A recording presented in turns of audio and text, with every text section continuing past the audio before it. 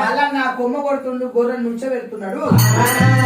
అదిగాడుగా సంపదగితే ఈ పిల్లలు నేనే వేసుకుంటా, గీతము నేనే పెళ్లి చేసుకుంటా. రాలే తేలిక పోతుంటే మల్లన్న స్వామి చూసిండు, నల్ల తేలి వేసిండు. గూని వల్ల అంటే ఇంకొక గడుస్తుంది, వాళ్ళ చెప్పుతోని వాళ్ళకే మంత్రం వేసిండు. ఒక రోజు గడిచిపోయినాక భాగవతం కాడు మల్లన్న గొర్రెల కాడ పెట్టిండు. కొట్టి భారతం చదివిండు. మల్లన్న మంద చుట్టుకోలే గొర్రెల చుట్టూ తిరుగుతున్నదట. మల్లన్న పోయిన మళ్ళీ వాళ్ళ పక్క పోటే కూర్చుండు. వచ్చింది ఇక్కడ ఉన్న గొర్రెలు ఏ తోడలు వీకిని ఏ పులులు మీరు చూస్తున్నట.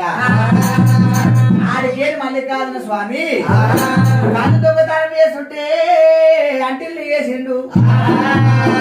గొర్రెలు నిన్నాళ్ళు ఎప్పుడైతే కాలు పెట్టిండో 7 గజ్జి గొర్రెలు 7 కోట మంద కావాలని 7 గజ్జి గొర్రెలు కొట్టుకుపోయి భూపతి కుర్మల మీద పుట్ట మీద తపస్సు పట్టి పుట్టలకి 2 ఉడుపులు పుట్టినాయి. గొర్రెల సంతలు ఉరుకుతుంటే 7 కోటి మంద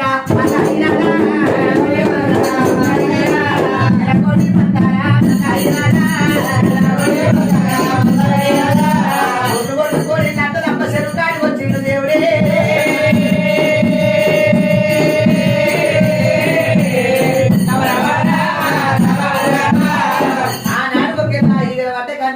నీళ్ళు ఆదరిస్తుండ్రు, దోమల పడ్డ గడ్డి తాగుతుండ్రు, దాడదిస్తుండ్రు. గొల్లకేతమ్మ నెత్తి మీద సల్లగంప ఎత్తుకొని వస్తున్నది. మా అమ్మాను ఇక్కడనే ఉన్నాను. మళ్ళా కుంటుకుంట నీళ్ళల్లో పోయినట్ట బాయిలకు పోయినప్పుడు ఆ పార్వతమ్మ బంగారు కమల లోపల అన్నం తిని పెడితే రూపం చూసి కేతమ్మ దిగ ఉరికింది. మళ్ళా యశేత కూడా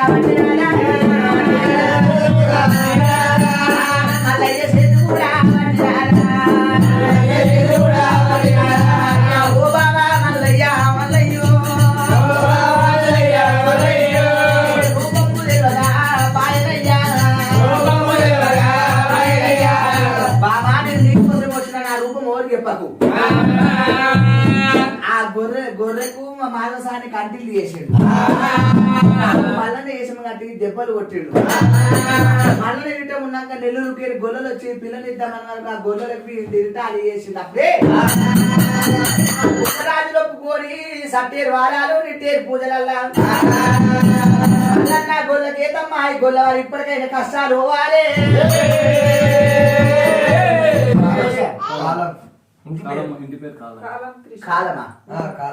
కాలం కృష్ణవారింటి లోపల